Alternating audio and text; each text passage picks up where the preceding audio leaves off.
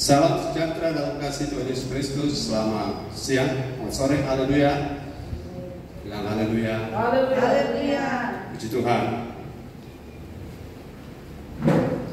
Pada kesempatan saat ini kita diberi waktu oleh Tuhan untuk belajar sama-sama firman Tuhan.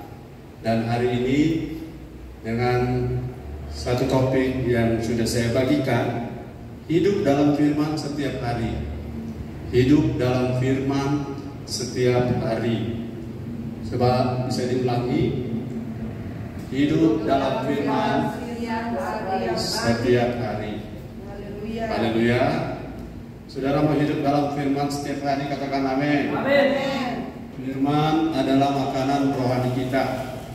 Haleluya. Jadi kita hari ini akan melihat bagaimana Tuhan menghendaki untuk kita pahami bersama-sama.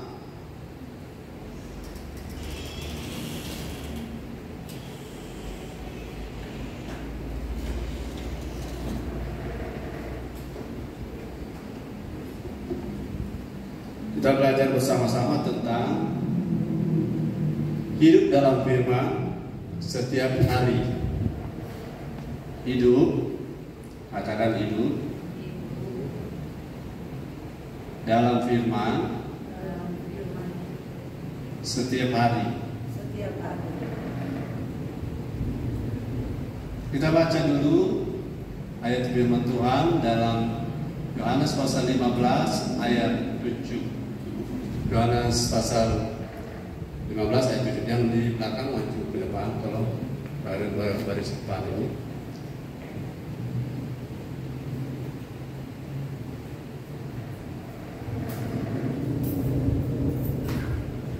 Ya, oke. Mari berdiri dan kita baca Yohanes 15. Yohanes 15 ayatnya yang ke-7. Sudah dapat? Ya, sudah dapat, bilang amin. Amin. Baca dalam bahasa Indonesia, saudara. Dua, yang keras, 2, 3. Jikalau kamu tinggal di dalam aku dan firman-Ku tinggal di dalam kamu, mintalah apa saja yang kamu kehendaki dan kamu akan menerimanya. Ya, puji Tuhan. Silakan duduk. Lihat, ayat ini adalah ayat yang jelas. Jika kamu tinggal dalam aku adalah Yesus, dan Yesus punya firman tinggal di dalam kita, maka kamu bisa meminta apa saja. Ayat itu bilang apa? Coba ulangi. Kamu mintalah apa saja yang kamu kehendaki, maka kamu akan menerimanya. Apakah saudara mau hidup seperti ini? Saudara mau hidup kualitas seperti ini? Yang mau bilang amin. Amin. Nah, mintalah apa saja, sudah pasti apa saja di situ menunjuk kepada sesuai firman. Kalau kita sudah tinggal dalam firman dalam kita, tidak mungkin kita meminta sesuatu di luar firman. Betul ya? Kalau kita dalam firman dalam kita minta apa saja, kata apa saja itu tidak boleh kita artikan semuanya boleh.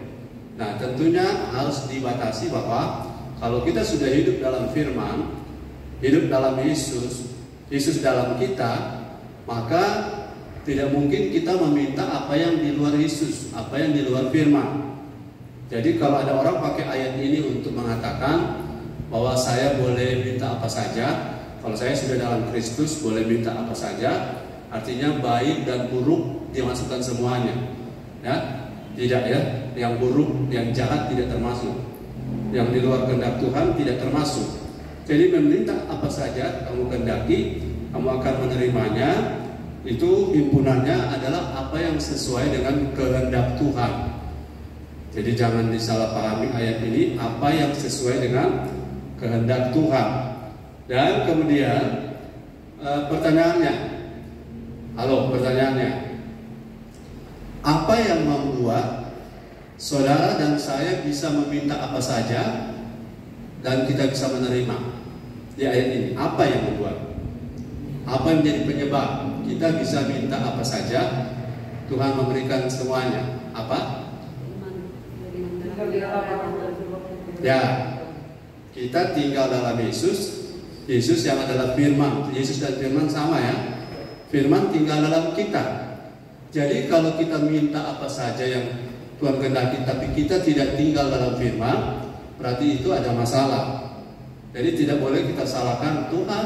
Saya sudah minta, saya sudah berdoa, tapi kenapa Tuhan tidak menjawab saya? Karena ayat ini bilang bahwa mintalah apa saja yang kau kehendaki, Tuhan akan memberikannya. Tapi kita harus tidak boleh lupa bahwa kita sebelum meminta, katakan sebelum meminta kita harus hidup tinggal. Hidup ini hidup atau stay, tinggal, menetap. Bahasa Inggrisnya bilang, if you abide in me and my word abide in you, you will ask what you desire, and it shall be done for you. Jadi jika abide artinya tinggal, menetap di dalam Yesus, dan firman itu menetap di dalam kita, tinggal, ada tempat di dalam kita, maka kita bisa minta apa saja. Jadi abide itu bisa menunjuk pada kalimat yang kita tulis ini, hidup dalam firman setiap hari. Jadi kalau hidup dalam firman, maka kita akan bisa, katakan bisa, meminta apa saja, bisa meminta apa saja dalam tanda kurung yang Tuhan kehendaki, maka Tuhan akan memberikannya. Haleluya, yang percaya bilang amin. Amin. Tuhan akan memberikannya. Nah, itu sebabnya, jadi rahasianya, kuncinya adalah hidup di dalam firman. Katakan dengan suara keras, hidup di dalam firman. Hidup di dalam firman. Nah, hidup di dalam firman adalah pintu menuju apa yang dicatat di ayat ini. Minta apa saja yang saudara kehendaki, yang itu akan diberikan. Jalannya, pintunya, katakan jalannya, pintunya adalah hidup dalam firman setiap hari. Di mana ayatnya tadi? Yohanes 15 ayat 7 ya. Jadi kalau ada orang, saudara lihat, dia kalau minta sesuatu Tuhan jawab. Sebab tidak semua yang kita minta Tuhan jawab kalau hanya untuk memuaskan hawa nafsu kita, hanya untuk bersaing dengan orang. Tidak semua Tuhan beri. Tapi kalau itu sesuai dengan kehendak Tuhan, maka Tuhan akan memberikannya.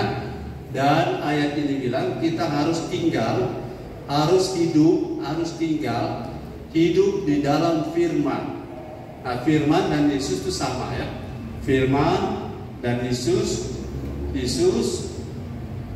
sama dengan firman. Ada ayat yang mengatakan, Yohanes 1 ayat 1, pada mulanya adalah firman. Firman bersama-sama dengan Allah, dan firman itu adalah Allah sendiri. Dan ayat 14, firman telah menjadi manusia. Nah, firman yang menjadi manusia adalah Yesus, Tuhan Yesus. Di ayat mana ada tulis firman menjadi manusia? Ayat 14. Ya, coba baca. Firman itu telah menjadi manusia dan diam di antara kita, dan kita telah melihat kemuliaannya, yaitu kemuliaan yang diberikan kepadanya sebagai anak tunggal Bapa, penuh kasih karunia dan kebenaran. Ya, firman itu adalah Yesus. Firman menjadi manusia disebut inkarnasi. Katakan inkarnasi. Inkarnasi artinya masuk dalam daging, menjadi manusia. Siapa yang menjadi manusia? Firman. Firman yang menjadi manusia itulah anak manusia yang kita kenal, Tuhan Yesus atau Yesus. Nah, di ayat tadi bilang jika kamu tinggal di dalam Yesus dan firmanku tinggal di dalam engkau, berarti ini kan kata ganti sama saja ya. jika kamu dalam Yesus dan firman di dalam kita, atau bisa putar, jika kamu dalam firman, ya, dan firman dalam kamu, atau jika kamu dalam Yesus dan Yesus yang adalah firman dalam kamu. Gembala sudah pernah sampaikan inti kekristenan adalah Kristus dalam kita, kita dalam Kristus. Ulangi, inti kekristenan semuanya. Inti kekristenan adalah Kristus dalam kita dan kita dalam Kristus. Jadi kalau kita dalam Kristus berarti kita dalam firman dalam kita. Kristus yang ada di sorga. Sekarang Kristus itu ada dalam kita. Salah satu adalah melalui firman. Nah, pertanyaannya, hidup dalam firman setiap hari itu bagaimana? Bagaimana caranya? Bagaimana cara hidup dalam firman setiap hari? Yang ingin, yang rindu hidup dalam firman, lambaikan tangan. Haleluya. Bagaimana cara kalau kita pengen hidup dalam firman? Itu yang akan kita sama-sama ikuti pada kesempatan ini. Saudara ada sukacita bilang haleluya. Haleluya. Ada semangat bilang amin. Amin. Jadi kalau kita perhatikan ya, dalam firman Tuhan ini, kalau kita dengar kata firman, ya, kata firman, kita ikuti dulu ini penjelasan kata firman. Firman itu kata lain, dalam terjemahan yang lain juga ada sabda. Ya. Kemudian ada kata kitab. Dan ini firman ini dalam bahasa yang aslinya itu ada dua. Yaitu bahasa yang pertama bahasa Ibrani. Bahasa Ibraninya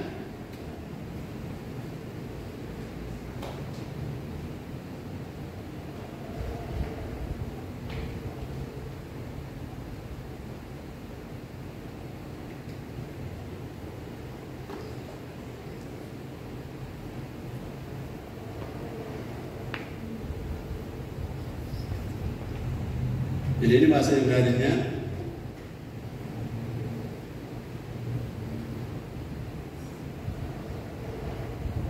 bacanya dafar atau dabar. Baca apa? Dafar atau orang lain kali bilang dabar.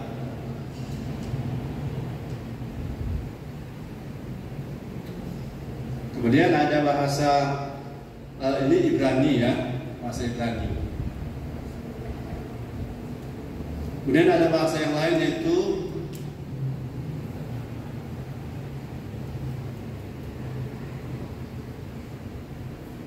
ini Yunani.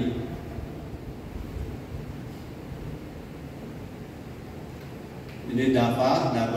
Ini adalah logos. Katakan logos. Logos. Nah, kemudian ada satu lagi yaitu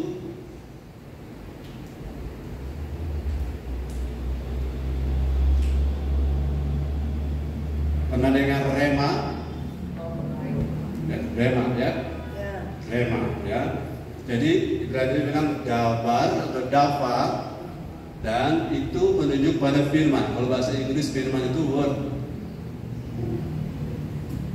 Dan ada tempat dia.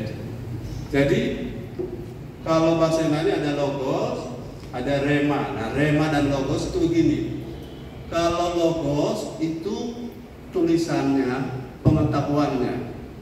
Kalau rema, firman yang dihidupi, yang dikerjakan, dilakukan, yang menjadi kehidupan.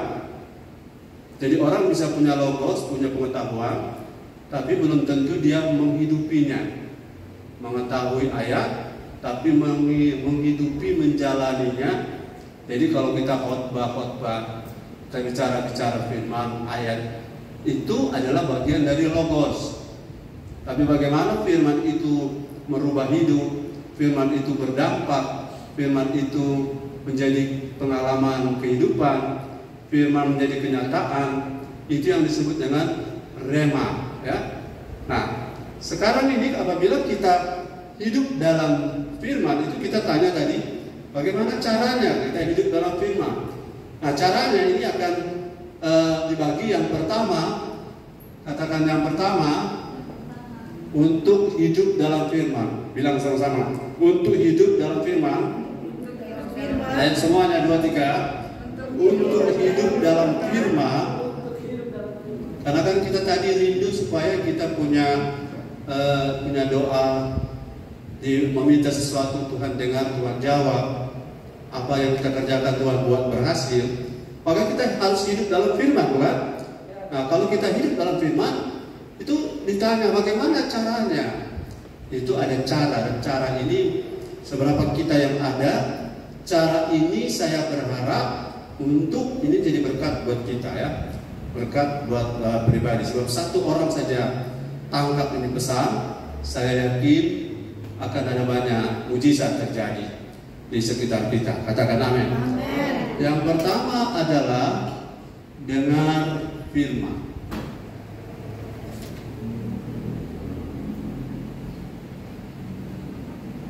Sama-sama. Yang pertama adalah dengar firman. Kita tidak bisa hidup dalam firman kalau kita tidak dengar firman. Sebab dengar, saya tanya, waktu kitab Kejadian, waktu penciptaan, apa sudah ada buku?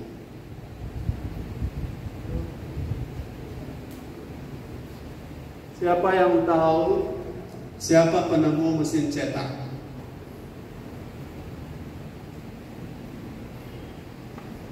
Siapa penemu mesin cetak? DP nama fotokopi, kan? Mesin cetak, kalau tidak salah Johannes Gutenberg. Dia penemu mesin cetak tahun 1500-an. Nah, itu 1500 sesudah Yesus, sesudah Tuhan Yesus. Baru ada catatan-catatan. Sebelum itu cuma ada tulisan-tulisan, tulisan di kulit, tulisan di batu-batu, prasasti, tulisan di papirus, daun lontar yang ditulis, naskah-naskah kuno ditulis. Itu zaman Kejadian belum ada. Nanti zaman Musa baru ada tulisan-tulisan. Jadi pertama-tama orang bertemu firman bukan baca. Ya, pertama-tama orang bertemu firman adalah pertama-tama orang bertemu firman, caranya hidup di dalam firman adalah mendengar. Katakan bersama, mendengar. Yang keras, dengar. Nah, dengar ini adalah, kalau di kesempatan lain sudah dijelaskan, rohmu makan firman, caranya lewat mendengar. Nah, bagaimana kita bisa hidup di dalam firman, dan kemudian yang namanya dabar, logos, rema, itu bisa mentransformasi roh kita, jiwa kita, dan bisa mendewasakan roh kita. Maka tidak ada cara lain, kita harus menghidupi firman. Kita katakan harus menghidupi firman. Kita harus hidup dalam firman. Dan cara pertama untuk hidup dalam firman adalah dengar. Katakan dengar. Dengar ini adalah cara untuk saudara dan saya bisa hidup dalam firman. Kita baca Ulangan 28 ayat 1 dan 2. Gantian membaca, semua yang bisa baca. Ulangan 28 ayat 1 dan 2. Hidup dalam firman setiap hari, supaya apa yang kamu minta, kamu kehendaki akan diberikannya. Tapi kita hidup dalam firman itu bagaimana? Yang pertama adalah kita dengar. Ulangan 28, silakan. Ulangan 28 ayat 1 dan 2. Ayat 1. Jika engkau baik-baik mendengarkan suara Tuhan Allahmu dan melakukan dengan setia segala perintahnya yang kusampaikan kepadamu pada hari ini, maka Tuhan Allahmu akan mengangkat engkau di atas segala bangsa di bumi. Segala berkat ini akan datang kepadamu dan menjadi bagianmu jika engkau mendengarkan suara Tuhan Allahmu. Haleluya. Kitab Ulangan ini bilang jika apa? Jika engkau mendengar. Ya, mendengar. Mendengar itu adalah aktivitas dari tubuh fisik yang melibatkan jiwa kita, pikiran, perasaan, dan kehendak kita, kemauan kita, imajinasi, memori kita juga berfungsi, dan untuk supaya roh kita bisa makan firman. Jadi penting sekali mendengar firman. Duduk seperti ini itu penting. Paulus pernah berkhotbah satu malam sampai seorang pemuda yang bernama Eutikus. Dia duduk di jendela dan karena dia mengantuk dia jatuh dan akhirnya dia mati. Puji Tuhan masih ada kesempatan Paulus doakan dan dia bisa hidup kembali. Perhatikan baik-baik. Kalau perhatikan ayat Alkitab di Perjanjian Baru, lihat di Perjanjian Baru kalau baca cerita, rata-rata Yesus bicara firman itu panjang. Yesus bicara firman itu panjang lebar. Paulus tinggal di Efesus pernah 2 tahun. Dalam 1 bulan, 2 bulan, setiap hari di ruang kuliah Tiranus. Itu hanya untuk bagikan firman. Sebab firman yang kita dengar adalah langkah awal mujizat. Haleluya. Firman yang kita dengar adalah langkah awal menuju mujizat. Katakan amin. Amin. Perhatikan di kitab Kejadian, tidak ada penciptaan tanpa firman. Maka berfirmanlah Allah, jadi. Maka berfirmanlah Allah, jadi. Maka berfirmanlah Allah, jadilah petang dan jadilah pagi. Jadi kalau kita lihat, seakan-akan itu langit dan bumi punya telinga, ya? Langit dan bumi punya telinga. Untuk apa? Mendengar suara firman, the word of God, ya, the commandment of God, perintah-perintah Tuhan, sehingga terjadilah penciptaan. Kalau pengen melihat mujizat, pertama-tama lihat di Alkitab. Setiap kali Yesus menyembuhkan orang sakit, setiap kali Yesus menyembuhkan orang buta, selalu dia bicara dulu. Dia bicara firman, pengajaran firman, baru pelayanan kesembuhan. Ada 1-2 ya, tidak seperti itu. Tapi rata-rata Yesus bicara firman dulu, baru kasih firman, pelayanan kesembuhan. Saya lihat ada banyak sekarang pelayanan kesembuhan. Tapi pelayanan kesembuhan, kalau tidak bertemu firman, akhirnya setelah sembuh kembali lagi ke dunia, kembali lagi ke kepercayaan lama. Untuk apa? Kita dalam tanda petik buang-buang tenaga, buang waktu, mesembuhkan orang. Ada 10 kusta yang sembuh bukan? Tapi yang kembali mengucap syukur ada berapa? Cuma 1. Yang 9 kembali lagi. Jadi kuasa daripada kesembuhan harus dimulai dari firman. Harus dimulai dari mendengar firman. Itu sebabnya saya ingin katakan, ikuti saya punya kata-kata. Mendengar firman. Semuanya, mendengar firman. Semua 2, 3. Mendengar firman. Itu penting. Haleluya. Itu sebabnya waktu kita dengar firman sepanjang minggu. Sekarang puji Tuhan sudah ada rekaman YouTube dan lain-lain. Dan bisa ikuti, bisa mengulang ya, bisa mengikuti, mengulang. Tapi bedanya, katakan bedanya, rekaman itu jadi logos, tapi dengar langsung itu jadi rema. Ya, jadi kalau kita dengar firman, ini adalah cara menghidupi firman atau cara hidup di dalam firman. Mendengar firman. Nah, ulangan berapa tadi?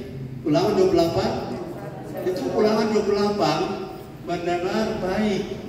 Katakan mendengar baik. Apa artinya mendengar baik? Kalau ada mendengar baik, berarti ada mendengar tidak baik. Dengar baik. Dengar baik. Katakan dengar baik. Yang keras, dengar baik. Saya yakin kalau dengar baik itu ada, berarti ada dengar yang tidak baik. Dengar tidak baik itu contohnya apa?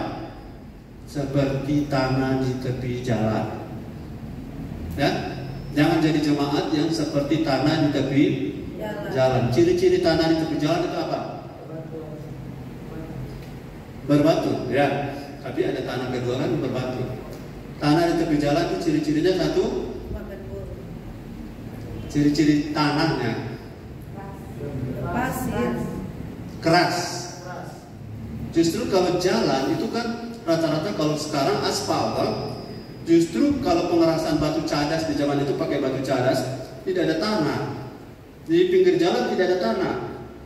Jadi kalau cara mendengar seperti cara di tepi jalan, halo jemaah, cara mendengar firman dengan cara di tepi jalan, tidak ada yang akan masuk firman.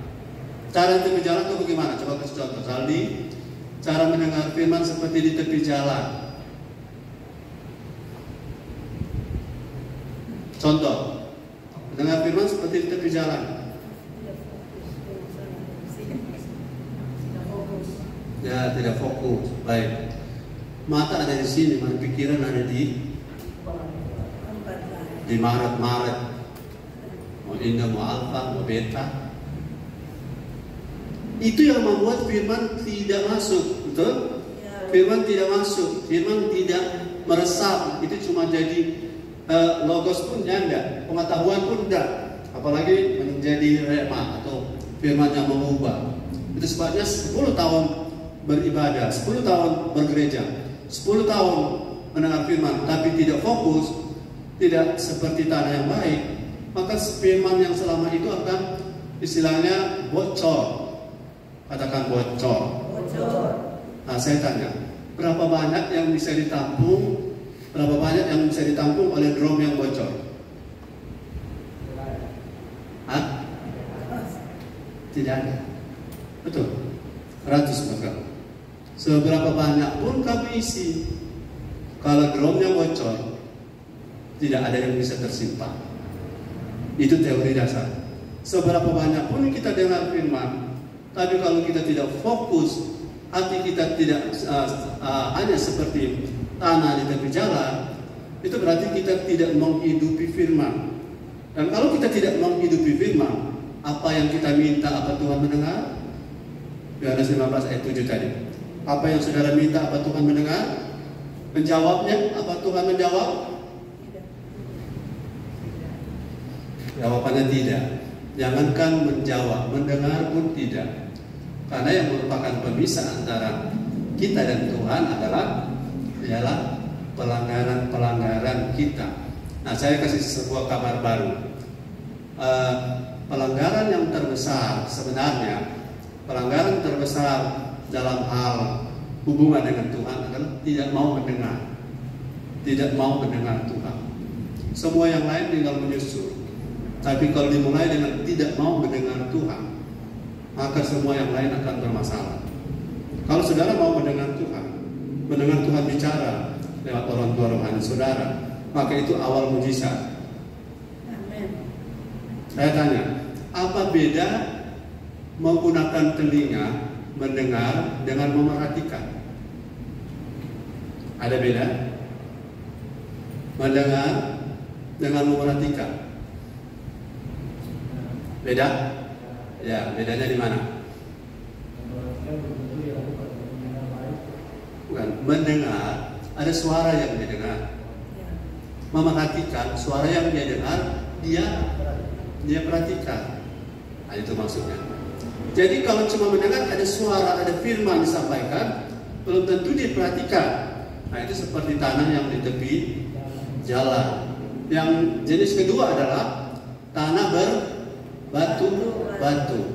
Tanah berbatu-batu itu firmannya dia terima dengan sukacita, tetapi dia tidak tahan terhadap pencobaan. Kalau orang hina, orang sosere, atau orang istilahnya begitu, dia jadi seperti apa ya? Dia balik lagi karena dia takut nanti apa kata orang. Nah, orang seperti ini mendengar firman banyak, hari Minggu dia dengar, tapi ketika dia mendengar ada orang bergosip, ada orang mencemooh firman, itu firman akhirnya mati juga. Firman mati juga. Jadi kalau mau dengar dengan baik, jangan seperti tanah yang berbatu-batu. Batu adalah gambaran hati yang hati yang keras. Nanti kalau dia bertumbuh tanahnya sedikit, dan akhirnya ketika datang panas matahari dia tidak tahan dan akhirnya mati. Haleluya. Jadi mendengar harus mendengar baik, mendengar baik. Nah, kemudian ada tanah yang ketiga, yaitu tanah tumbuh atau benih tumbuh di tanah yang bersemak duri. Tanah tumbuh di semak duri itu adalah tipu daya kekayaan dan kekhawatiran, tipu daya dunia dan kekhawatiran. Makin kaya seseorang makin baik, tapi makin banyak tantangan dari sisi firman.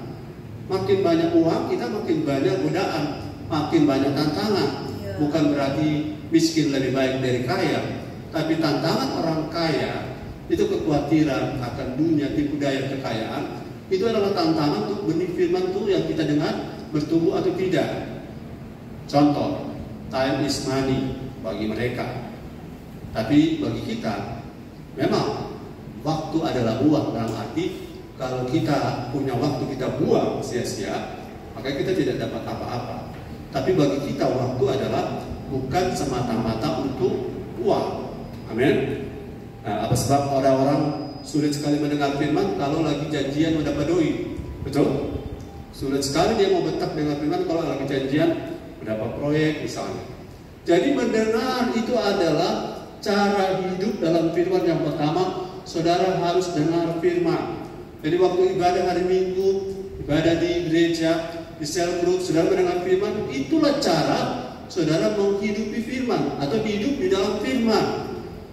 Kalau kita tidak dengar firman, tidak setia dengan firman, tidak dengar baik, maka otomatis hidup kita akan morat-marit.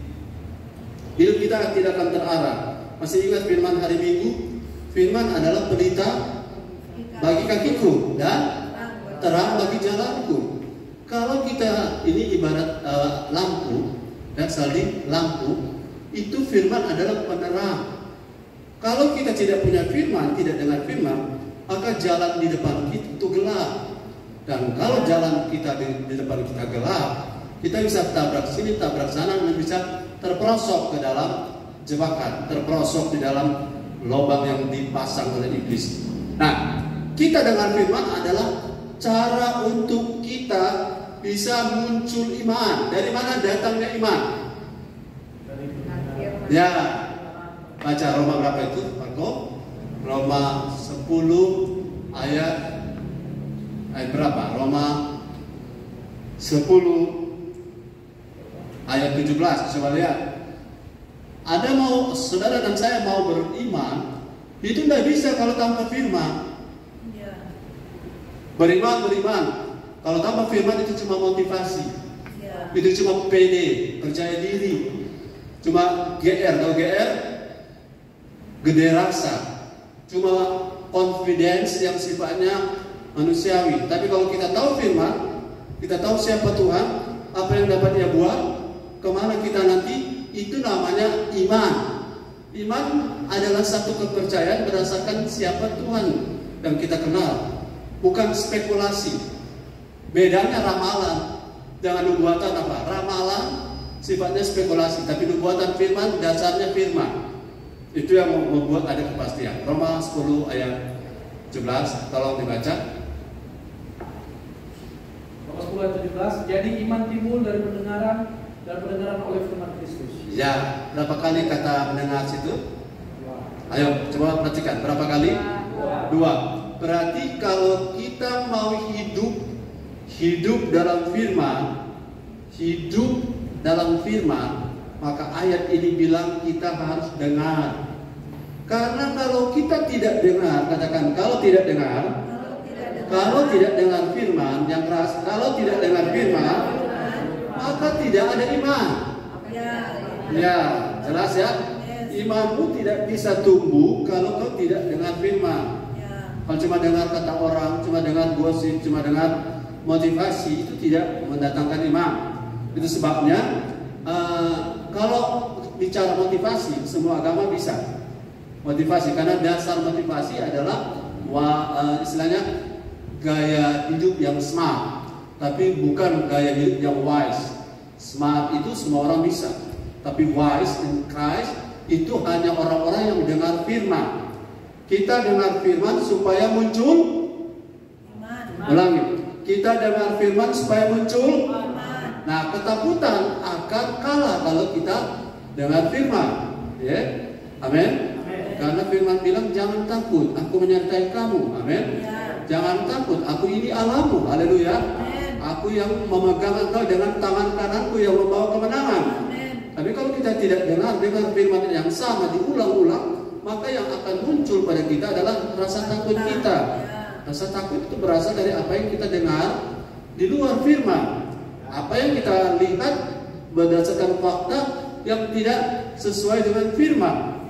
Jadi dengar firman itu penting. Amin. Katakan bersama, dengar firman itu penting. Firman itu penting. Pentingnya di mana ya? Di ayat 2 ayat 10 ini, pasal 10 ayat 17. Kita kalau dengar firman, kita akan memunculkan iman kita. Tuhan yang bilang segala perkara dapat kutanggung dalam Yesus. Tuhan yang bilang, amin. Kalau orang yang bicara, orang cuma bilang, kita bisa membuat itu jadi relatif. Tapi kalau Tuhan yang bilang, Tuhan tidak pernah salah. Amin. Tuhan tidak pernah keliru. Haleluya.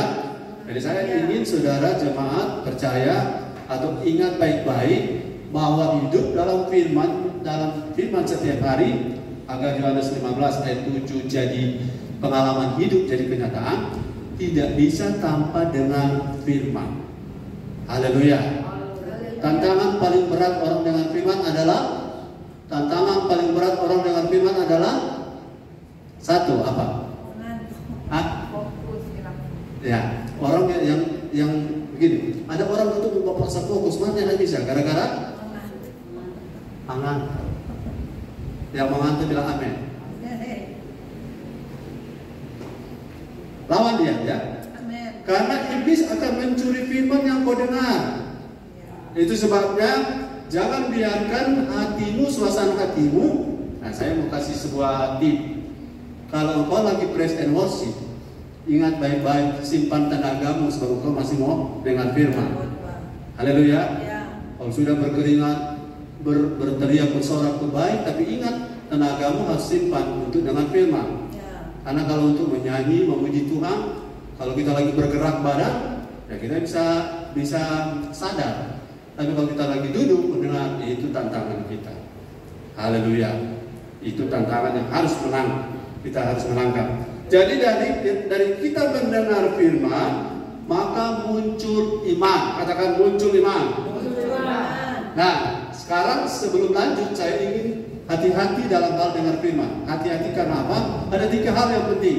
Yang pertama, firman apa yang kau dengar? Firman apa yang kau dengar? Yang kedua, dari siapa kau mendengar? Yang ketiga, sudah hafal ini? Apa? Bagaimana? Ya sudah terus. Bagaimana? Kalau mau firman yang kau dengar itu betul-betul berdampak memunculkan iman, perhatikan firman yang kau dengar itu paling tidak 3 alat bantu.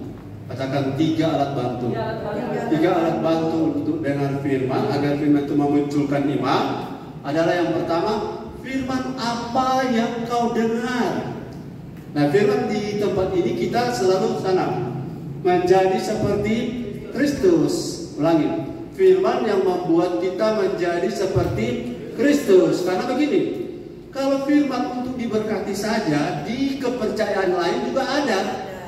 Ya, kalau ajaran tentang bagaimana sukses, di ajaran yang bukan Kristus juga ada. Tapi bagaimana mengampuni, bagaimana jadi seperti Kristus hanya dalam Kristus. Bagaimana seperti Kristus, itulah tujuan akhir dari jenis firman apa yang kita dengar. Haleluya. Diurapi itu baik, betul? Diurapi, dipakai itu baik. Tetapi kalau kita tidak jadi seperti Kristus, kita akan jadi seperti Yudas. Yudas apa dipakai Tuhan? Ya bendahara. Dia 12 murid. Dia 12, salah satu dari 12 itu. Dan dia diutus 70 berdua-dua, dia salah satu. Tapi Tapi kalau tidak mau jadi seperti Kristus, semua yang dilakukan oleh Yudas itu akhirnya mubazir. Jadi firman apa yang harus kita dengar? Halo, firman apa yang harus kita dengar? Kita sudah tahu. Firman yang membuat kita menjadi seperti Kristus, itu makanan kita.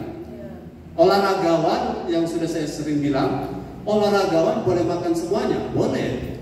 Tapi supaya dia punya fisik bisa potensial, bisa dipakai berakselerasi untuk berlomba, dia tidak boleh, walaupun dia terserah makan apa, tapi dalam rangka tujuan dia tidak boleh makan sembarang.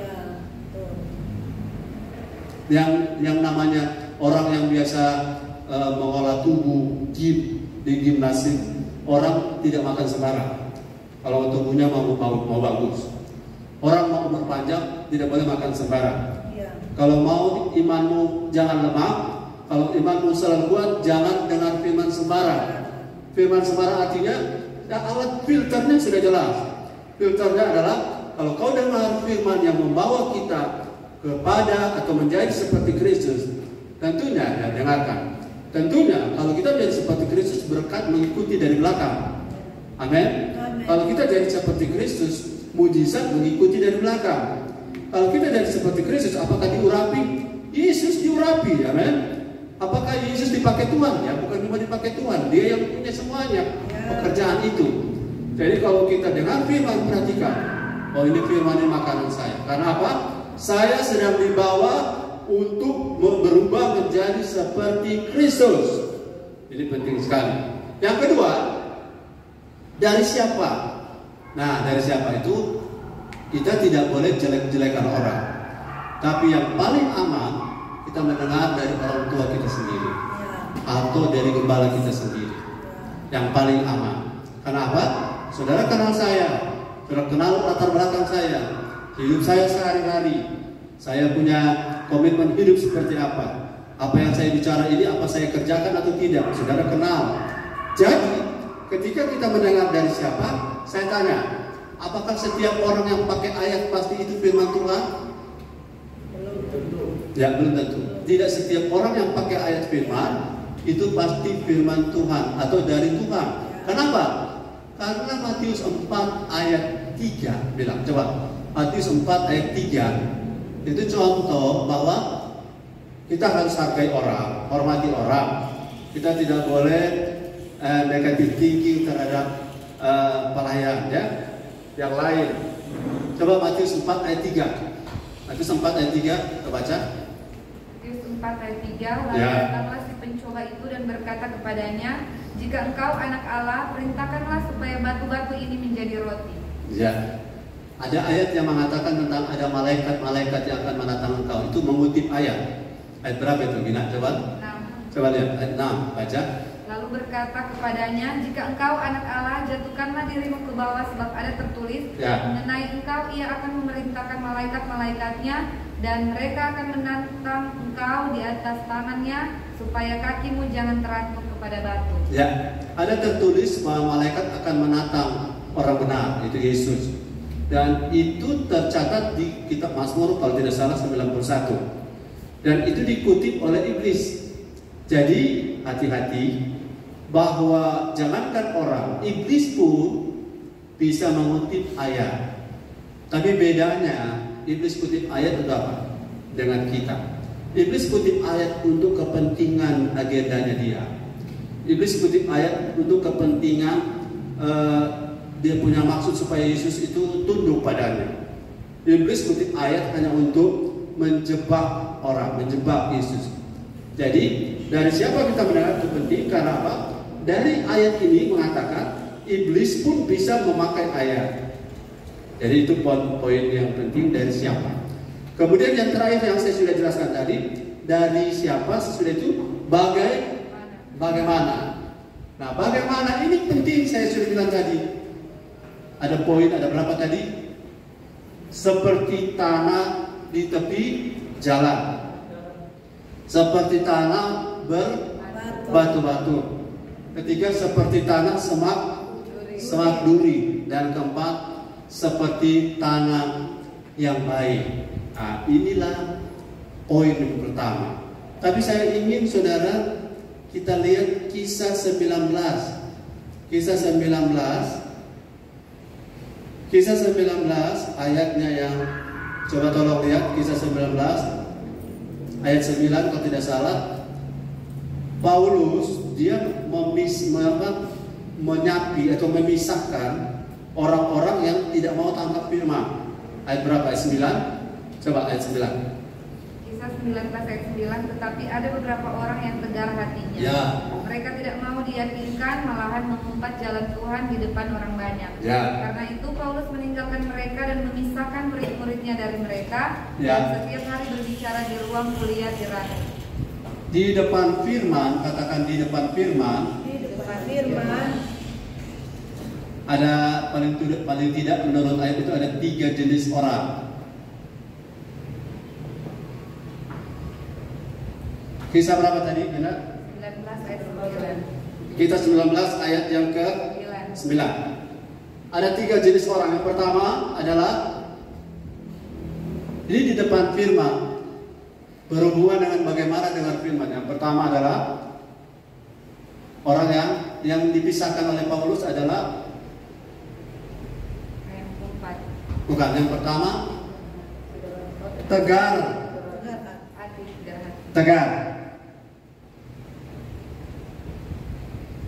Tegar hati ini persis seperti tanah di tepi jalan yang keras. Yang kedua, coba ya, tidak mau diyakinkan. Ini saya berharap saudara-saudara kita tidak ada di kelompok ini, karena ini akan membuat firman tidak bisa beroperasi. Yang ketiga adalah orang yang suka mengumpat. Orang Belanda bilang suka sosere. Firman apa itu. Seperti itu. Jadi dalam hal hidup dalam firman setiap hari, yang pertama ini saya berharap supaya jemaat sekalian dapat menangkapnya, bahwa yang pertama ini saya sudah siapkan ada 7, kalau tidak selesai 1 jam ini kita nanti bersambung pada minggu yang akan datang ya. Jadi yang pertama dengan firman, dan dengan kualitas baik, karena dengan mendengar firman maka bisa muncul iman. Roma 10 ayat 17. Kemudian dalam rangka kita mendengar firman, dan firman itu bisa efektif pada kita sudah perhatikan ada 3 poin yang kita sudah pelajari lewat tadi. Apa, siapa, dan bagaimana. Nah, khusus yang bagaimana ini di kisah berapa tadi? 19. Kisah 19 ayat 9. Paulus apa tulis tadi? Paulus memisahkan murid-muridnya dari orang-orang yang ada di tempat itu yang memiliki 3 sikap di depan firman. 3 jenis orang. Yang pertama adalah mereka yang tegar hati. Bapak Ibu Saudara, tandai orang kalau setiap kali firman disampaikan, ini kita tidak boleh buang tenaga dalam pengertian kita harus sabar. Kalau menginjil, kita sabar terhadap orang-orang ya. Tapi Paulus sudah tangkap, ini tegar hati, artinya dia menutup hatinya. Kalau tutup hati berarti tegar hati, artinya keras hati. Kalau hati yang keras itu, minta maaf, benihnya sama seperti tertabur di tepi jalan, tepi jalan. Benih yang tertabur di tepi jalan 2 kemungkinan, diinjak orang atau dimakan burung. Itu artinya bukan saya ulangi, bukan firman yang gagal. Karena benih firman itu benih yang terbaik, benih unggul, amin. Firman kan saya bilang tidak pernah gagal, amin. Tidak pernah kembali hampa. tidak pernah kembali kosong. Jadi kalau firman tidak bertumbuh, itu bukan faktor firmannya, tapi faktor hati atau faktor orangnya. Nah, orang yang tegar hati adalah orang yang tegar hati itu begini. Dia tidak mau peduli dengan firman. Dia tidak mau buka hati. Sehingga firman sehebat Paulus pun tidak mempan. Apalagi hanya seperti saya misalnya. Sehebat Paulus, urapannya Paulus, sapu tangannya bisa sembuhkan orang. Ya, Petrus bayangan bisa sembuhkan orang. Seurapan itu belum tentu orang berubah kalau hati tegar. Jadi sehebat apapun saya atau saudara penginjil atau pengkhotbah, kalau ketemu dengan orang seperti ini, Paulus bilang, pisahkan mereka dari kita, bukan dalam rangka membenci mereka, tetapi mereka akan mengkamiri adonan, dalam arti mereka akan mempengaruhi orang-orang untuk tidak percaya firman, sehingga disisihkan. Mungkin oleh orang lain, oleh hamba Tuhan lain, mereka bisa berubah kalau mereka masih ada kesempatan. Yang kedua adalah mereka yang tidak mau tidak mau, kalau tegar hati sudah tutup hatinya. Yang kedua, tidak mau diyakinkan, artinya dia dengar firman tapi dia tidak mau percaya. Nah, jangan sampai ini terjadi pada kita, karena ini akan berakibat pada kita berdoa, Tuhan tidak dengar, Tuhan tidak jawab. Saudara, saya sudah pernah bilang bahwa kadang firman yang saya sampaikan atau saudara dengar, saya sendiri dengar firman, ada banyak yang kita tidak bisa mengerti atau belum mengerti. Tapi saya bilang sekali lagi, firman adalah kebenaran. Dan firman bukan karena kita tidak mengerti maka firman jadi tidak benar. Kita mengerti tidak mengerti, firman tetap benar. Amin. Coba lihat ayatnya, Yohanes 17 ayat 17. Coba lihat. Firman tetap benar. Kita mengerti tidak mengerti tetap benar. Siapa kita yang mempertanyakan Alkitab? Nanti satu waktu kita akan belajar itu. Siapa kamu? Siapa orang itu? Jika berani mempertanyakan Alkitab atau otoritas Alkitab dipertanyakan. Yohanes 17 ayat 17. Gantian baca. Kuduskanlah mereka dalam kebenaran. Keras. Yohanes 17 ayat 17. Kuduskanlah mereka dalam kebenaran. Firman-Mu adalah kebenaran. Firman adalah kebenaran. Firman tidak boleh saudara tanya, apa betul begitu? Bukan itu pertanyaannya. Tapi pertanyaannya, bagaimana saya bisa menerimanya dengan iman? Itu yang lebih penting. Karena firman selamanya adalah kebenaran. Kan Yesus sama dengan firman. Betul? Yesus pernah ngomong Yohanes 14 ayat 6, akulah jalan, akulah kebenaran, dan akulah hidup. Nah, kalau kebenaran yang Yesus bilang ini, saudara-saudara, firman itu adalah kebenaran, itu saudara tidak perlu tanya, atau kita tidak perlu tanya, karena firman selalu benar. Firman selalu benar. Dan itulah, puji Tuhan, kita pegang firman yang selalu benar, nanti kita tidak akan pernah salah selama kita tinggal dalam firman. Hanya ada orang yang tidak mau diyakinkan karena apa? Mereka punya tabiat atau punya kebiasaan suka berdebat. Saya saran kalau ada orang suka berdebat firman, jangan layani. Karena itu sama seperti membuang tenaga, membuang titik-titik kepada titik-titik. Membuang apa? Ya, membuang titik-titik kepada titik-titik. Itu buang tenaga. Nah, dalam beberapa kesempatan saya pernah diundang beberapa kali untuk berdebat lewat YouTube, lewat Zoom. Saya pikir kalau untuk berdebat hasilnya apa? Cuma kelihatan dia lebih pintar, kita lebih bodoh. Hasilnya cuma itu. Firman bukan untuk tunjukkan siapa pintar, siapa bodoh, tapi firman untuk dilakukan. Ya, supaya kita mengalami transformasi.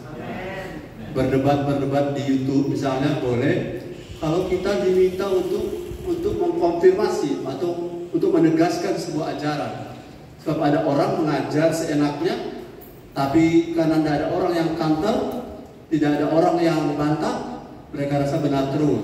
Kalau memang diundang secara resmi dan tidak untuk berdebat, kita bisa sambil bertanya Tuhan. Karena ada satu tugas orang Kristen adalah apologetic defense dan apologetic offense. Apologetic defensive itu artinya mempertahankan apa yang kita percayai, dan offensive artinya kita membela kebenaran sambil menunjukkan siapa atau apa yang mereka ajarkan itu salah, tapi bukan untuk cari musuh.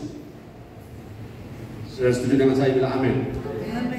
Ya, jadi pada saat kita berhadapan dengan kasus seperti Paulus, ada level atau jenis orang yang kedua dan yang ketiga ini yang lebih parah karena ini suka mengumpat.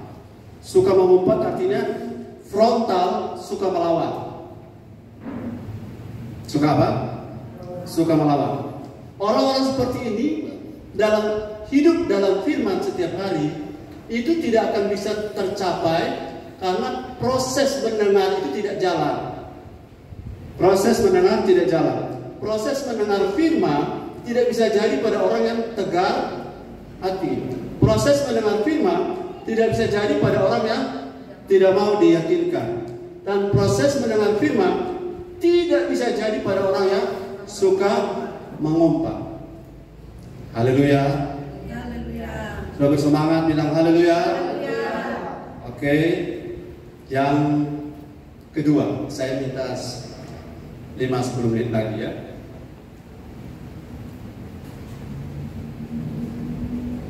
Saya hapus sendiri.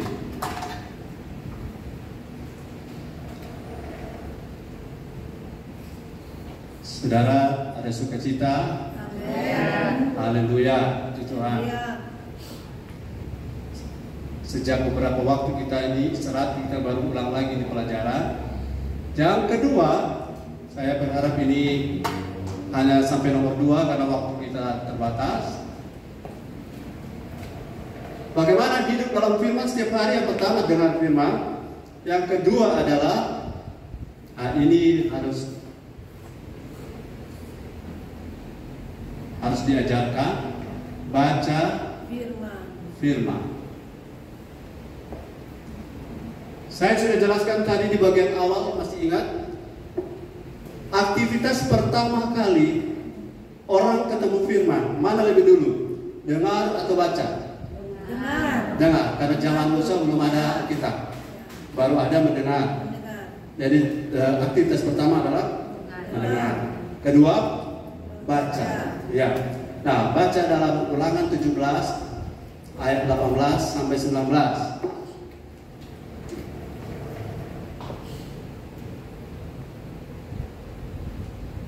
Ulangan 17 ayat 18 sampai 19.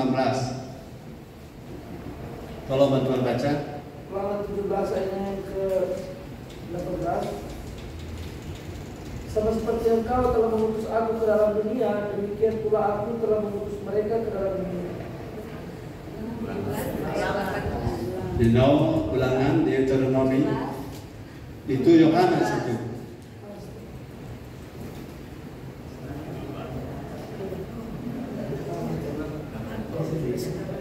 Ulangan 17 ayat yang ke-18. Apabila ia duduk di atas tahta kerajaan, maka haruslah ia menyuruh menulis baginya salinan hukum ini menurut kitab yang ada pada imam-imam orang Lewi. Ayat yang ke-19. Itulah yang harus ada di sampingnya, dan haruslah ia membaca seumur hidupnya untuk belajar takut akan Tuhan Allahnya dengan berpegang pada segala isi hukum dan ketetapan ini untuk dilakukannya. Haleluya. Bilang haleluya. Haleluya. Ada kata di situ baca seumur hidup.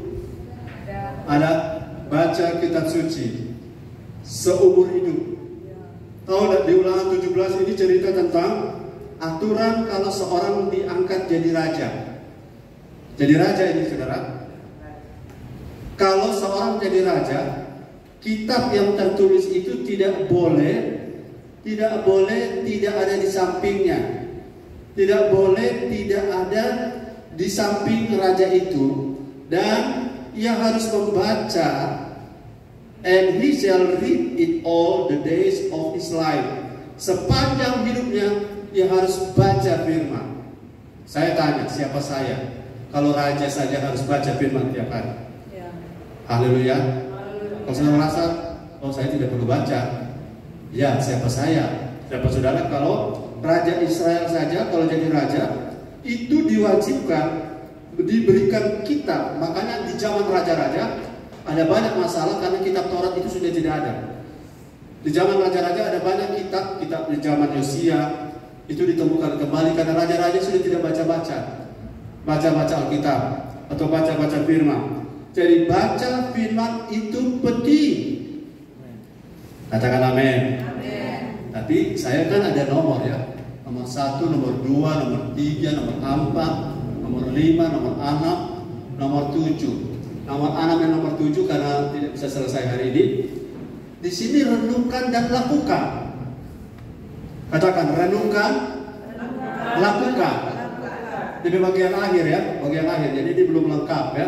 Jadi kalau saudara baca, dengar, baca, kemudian ada ketiga, keempat, kelima, kemudian renungkan dan terakhir lakukan. Jadi tidak boleh, bahasanya begini, baca firman dan lakukan firman tidak boleh saling makan. Makan artinya tidak boleh bilang baca firman lebih penting daripada lakukan, atau lakukan lebih penting daripada baca. Semuanya satu barang komplementer. Komplementer artinya satu bagian tidak ada maka tidak jadi bagian yang lain. Satu bagian absen maka pincang sistem itu berjalan. Jadi baca, dengar, baca. Dan baca ini bukan sesekali. Setuju dengan saya? Katakan amin. Saya ulang tadi ya, baca dan lakukan komplementer. Komplementer itu artinya namanya kompor, ada sumbu warna minyak yang jadi. Nah sekarang kan kompor gas, ada DP kompor, DP tungku ada, DP gasnya ada. Kalau makanan pakai komplit, Pak. Ya, pakai telur. Tidak bisa tidak komplit, harus komplit. Jadi jangan tekan satu, abaikan yang lain, atau tekan yang lain, abaikan yang satu. Jadi dia mesti komplit. Ya oke, baca firman itu penting. Penting sekali. Karena raja saja disuruh baca, apalagi orang pala. Masyarakat biasa maksudnya. Saya punya pembacaan kitab Alkitab itu hari ini sudah pembacaan ke-8, Kejadian pasal 1 lagi, bacaan ke-8. Saya berharap saudara kita orang berlomba di hal yang baik ini. Amin. Bukan jadi lebih hebat, tapi memang sudah begitu kodratnya kita mau hidup dalam firman setiap hari, mesti baca. Dan baca itu sudah boleh baca dalam bahasa Inggris, boleh baca dalam bahasa Cina, boleh baca dalam bahasa Prancis, yang penting mengerti. Jadi ketika kita baca firman Wahyu 1 ayat 3, coba lihat Wahyu 1 ayat 3. Saya akan sampai di poin 2 ini. Baca kitab suci doa tiap hari. Kalau mau tumbuh. Tidak usah baca kitab suci dan tidak usah doa tiap hari. Kalau mau tumbang.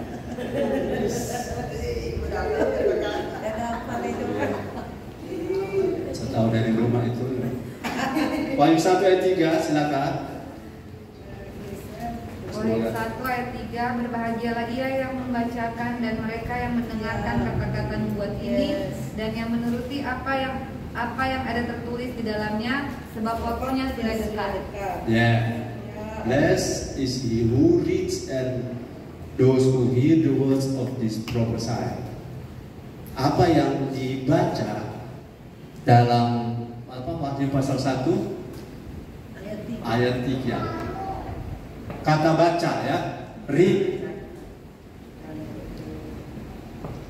baca kitab suci, kau akan berbahagia. Blessed is he who reads and those who hear the words of this prophecy and keep those things which are written in it, for the time is near. Sudah dekat waktunya, jadi banyak baca kitab suci. Yang sudah baca satu kali Alkitab bilang amin. Yang sudah baca 2 kali bilang haleluya.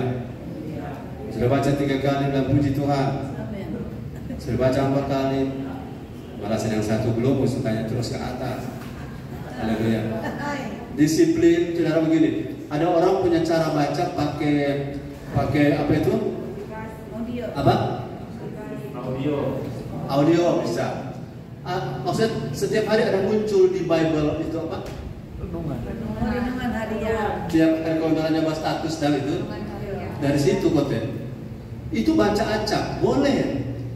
Tapi yang baca berurut itu demi saudara paham jalan ceritanya. Kalau saudara baca teto sana teto sini tidak paham jalan ceritanya, maka saudara akan seperti orang buta sejarah. Saudara akan bilang Malalayu itu ditumiti karena buta, disoriented, ya, disoriented of location. Saudara tidak tahu ini di konteks apa, karena saudara hanya dapat ayatnya lepas dari konteksnya. Sehingga kalau dia lepas dari konteksnya, bisa diterjemahkan keliru. Jadi baca itu penting. Haleluya. Karena dengan baca ternyata mendatangkan bahagia. Bagaimana kita kalau baca firman, kalau malam udah memang menolong sekali. Karena setiap malam saya baca firman ke Susada Sono. Setiap kali saya baca firman baru 2 ayat kita supply. Itu penggunaan Alkitab yang salah. Bilang penggunaan Alkitab yang salah. Atau kalau saudara takut setan, taruh Alkitab di bawah bantal. Itu cara klinik. Itu cara para dukun. Taruh Alkitab di bawah bantal. Kalau bayi baru lahir, taruh Alkitab sebelah kepala, taruh lidi, kunjang supaya kuntilanatnya ada barakan. Itu namanya klinik, perdukunan. Ayat yang terakhir, karena saya usahakan ini bisa sampai nomor 2. Nanti lanjut pada minggu depan. Saudara mau datang minggu depan bilang amin. Amin. Betul. 2 Korintus pasal 3 ayat 14 sampai 15. 2 Korintus 3 ayat 14-15 sama-sama semuanya supaya tahu. Saudara baca Alkitab mesti buka dulu topengmu. Ulangi, baca Alkitab harus buka dulu topengmu. Baca 2 Korintus 3 14-15 tidak salah ayatnya. Ada selubung. 2 baca 2 3. Tetapi pikiran mereka telah menjadi gugur, sebab sampai pada hari ini begitu masih tetap menyelubungi mereka. Jika mereka membaca perjanjian orang itu tanpa dinikahkan, karena hanya Kristus saja yang dapat menikahkannya. Bahkan sampai pada hari ini, setiap kali mereka membaca kitab Musa, ada selubung yang menutupi hati mereka. Tetapi Ya, ayat 14 sudah 14 saja, 15 boleh, 2 3. Bahkan sampai pada hari ini, setiap kali mereka membaca kitab Musa, ada selubung yang menutupi hati mereka. Tetapi apabila Sudah 14 15. But their minds itu otak, pikiran were blinded. For until this day the same veil itu tirai, selubung yang menutup topeng, remains unlifted, artinya tidak diambil, tidak diangkat dari in the reading of the Old Testament. Jadi ketika mereka baca kitab, kalau begini, kalau selubung itu tidak diangkat itu contohnya begini. Setiap kali orang Israel baca perjanjian lama, mereka selalu lihat itu nubuatan tentang Mesias itu seperti Raja Daud fisik. Mereka tidak mampu mengerti bahwa yang datang itu seperti Yesus yang akhirnya mati di kayu salib. Mereka tidak terima itu, karena mereka punya kepentingan adalah pengen punya raja sehebat Daud lagi. Makanya waktu Yesus menaik, mereka bilang, kapan kau pulihkan Israel? Tuhan bilang, itu bukan urusan kamu. Karena mata mereka tertuju kepada tujuan yang bukan kepentingan Kristus. Sama dengan saudara dan saya, kalau baca Alkitab, kita tidak akan mengerti kalau kita tidak punya kacamata seperti fokus kita. Kalau kita baca Alkitab, kita akan mudah mengerti kalau kita baca untuk kita mengerti siapa Kristus. Amen. Itu lebih mudah. Saudara, ke depan mulailah pola membaca. Setiap kali baca firman, saudara akan ingat untuk apa dan untuk siapa Alkitab itu ditulis. Alkitab ditulis untuk kita jadi seperti Yesus, untuk kita memenuhi kehendak Kristus, kepentingan Kristus. Jadi kalau baca ayat Alkitab tidak mengerti, karena apa? Kita cari, misalnya, bagaimana diberkati, kita cari ayat Alkitab. Berapa? Iya. Tapi saudara tidak akan mengerti seutuhnya. Karena di Alkitab ada berkat. Tapi berkat bukan inti daripada Alkitab. Inti dari Alkitab adalah Kristus. Kalau saudara punya kacamata Kristus, baca Alkitab, itu mudah tersingkap, mudah terbuka. Kalau cuma kacamata urapan, semua, apalagi kalau sudah punya kacamata minyak urapan, semua ayat sudah dapatkan minyaknya, Kristusnya tidak ditemukan. Jadi baca kitab suci harus minta supaya selubung itu diangkat. Selubung itu diangkat artinya kita tidak lihat yang lain di dalam Alkitab, kita cuma lihat Kristus di dalamnya. Amin. Oke, Tuhan Yesus memberkati kita. Beri tepuk tangan bagi Dia. Haleluya.